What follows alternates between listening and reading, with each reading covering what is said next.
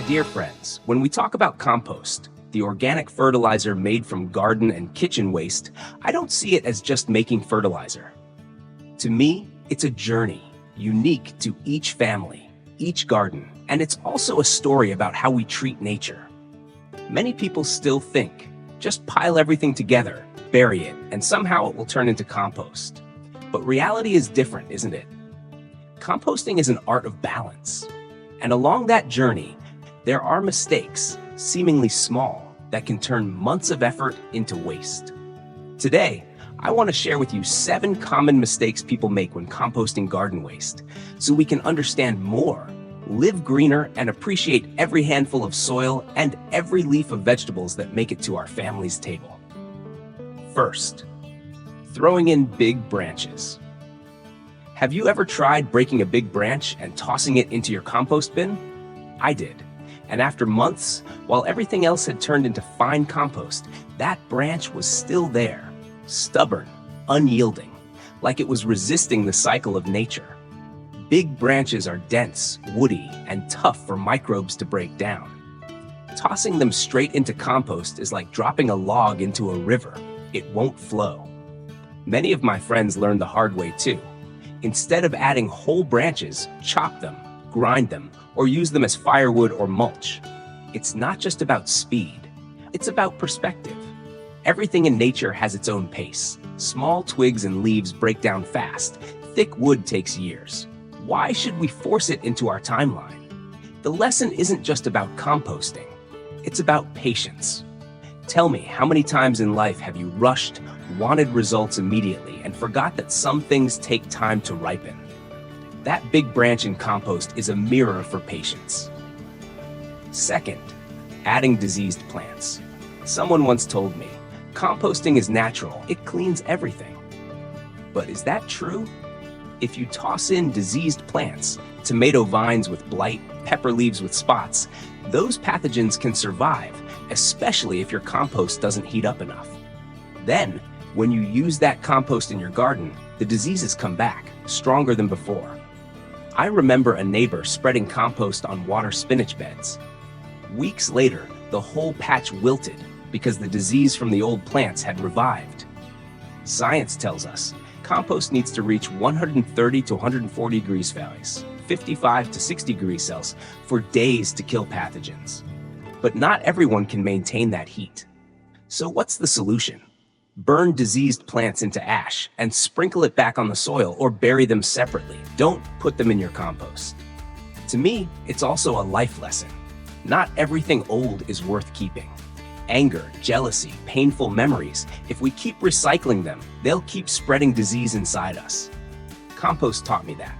Let me ask you, in your garden, both outside and within, how many diseased plants are you still holding on to? Third, not chopping things up. Think about the last time you cooked a meal. Didn't you chop vegetables before putting them in the pot? Not by chance. Chopping helps food cook evenly and absorb flavor. Composting is the same. If you throw in whole stalks, long leaves, or roots without chopping, microbes take twice or 3 times as long to digest them. Once, I piled up weeds without cutting them. 3 months later, inside they were still dry, stringy, almost like the day I pulled them. That's when I learned. Chopping is giving microbes a doorway, a chance to get to work. And isn't life the same? Sometimes we let big tasks, worries, or plans pile up without breaking them down into smaller steps. The result? We feel buried under the weight. Compost taught me this. Cut things small, one at a time. A pile of waste chopped up turns to compost faster. A big problem broken down is easier to handle.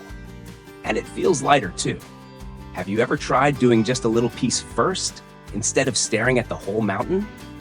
Fourth, adding thick, tough leaves. Where I grew up, every autumn, eucalyptus, mango, and acacia leaves carpeted the ground. Some folks thought, just scoop them up and dump them in the compost bin. They'll turn to soil. But the truth is, those thick, leathery leaves are full of lignin, and they decompose very slowly. Adding too many is like throwing plastic bags in the pile. They just sit there, resisting. I once tried composting mango leaves. A year later, they were only slightly softer, not compost. Instead, mix those tough leaves with softer waste, kitchen scraps, grass, fruit peels, and balance returns. It reminds me of people. In a group, if everyone is rigid and unbending, things get stuck. But with softness, flexibility mixed in, everything flows. Compost taught me to see people that way. Soft leaves break down quickly. Tough leaves take years, but together they balance each other. So, if you have many tough leaves, shred them or use them as mulch instead of forcing them into compost. Have you ever tried spreading dry leaves as mulch on the soil? The ground stays cooler, weeds grow less. It's another way to live green, sustainably. Fifth, adding weed seeds. Picture this. You've composted all season, eager to spread it on your garden. But instead of lush vegetables, weeds of every kind sprout up. That's what happens when you toss weed seeds into compost. Weed seeds are survivors. If your compost doesn't heat enough, they just sleep, waiting until you spread them, then spring to life stronger than your crops. I saw a friend plant carrots, but the whole bed turned into wild grass. His compost was full of weed seeds. So what's the fix? Be careful when gathering weeds. If they flowered or seeded, don't compost them. Destroy or sun-dry them instead. Only use green young weeds. Science shows weed seeds need sustained heat above 140 degrees Fahrenheit, 60 degrees Celsius to be killed. But can we always guarantee that? The deeper lesson isn't just avoid weed seeds. It's this. In life, small negative habits, toxic thoughts, if we let them into the compost of our soul, one day they'll sprout and choke the good things we're planting. Do you agree? Look in your garden and in yourself. How many weed seeds are waiting to sprout? Sixth, forgetting nitrogen. Have you noticed that if your compost pile is only dry leaves, sticks, and wood chips, it decomposes so slowly? That's because it's missing greens, nitrogen-rich matter, like veggie scraps, fruit peels, coffee grounds, or a bit of manure. People say compost needs a balance of green and brown, nitrogen and carbon. Too much brown, and the pile stays dry and cold, like a haystack. Too much green, and it turns into a smelly soup. I once piled only autumn leaves. 6 months later, they were still brown, no earthy smell. Only after mixing in kitchen scraps and fresh greens did the pile heat up and come alive. Here's the simple science. Microbes need nitrogen to build proteins, just like we need protein to live. Without it, they're weak and slow. Compost is a tiny world where even microbes need balance. And it made me think, don't we humans also slow down without balance? We can work hard, but without joy, without warm relationships, we decompose stress much slower. Have you ever felt like your life had too many browns and not enough greens? Try adding some nitrogen, little joys, new experiences, and see how life warms up again.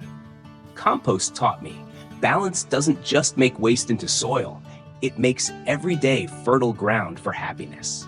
Seventh, composting roots with soil still attached. Another mistake, tossing whole plants, roots with clumps of soil into the pile. Seems harmless, but that soil makes compost heavy, airless, too wet. It can carry pests, diseases, insect eggs that survive and return to attack your garden. I remember pulling old morning glory vines, tossing them in without shaking off the soil. Later, my compost was dense, clumpy, not fluffy at all. Spreading it was hard work. The fix? Simple. Shake the soil off. Add only clean roots, stems, leaves to compost. Return the soil to your beds where its nutrients and microbes belong. Isn't it fascinating? Even soil needs to be in the right place. In compost, it spoils the structure. In the garden, it's life itself. That taught me something. Not everything good in one place is good in another. A habit, a method, even a person, put in the wrong place, they lose their value.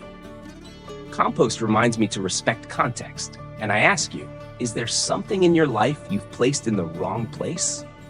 My friends, these 7 mistakes in composting garden waste may sound simple, but each one carries a lesson about balance, about patience, about living with nature. Thank you for watching. If you want healthier plants and less waste, subscribe to the channel, and together, let's make composting a way of life.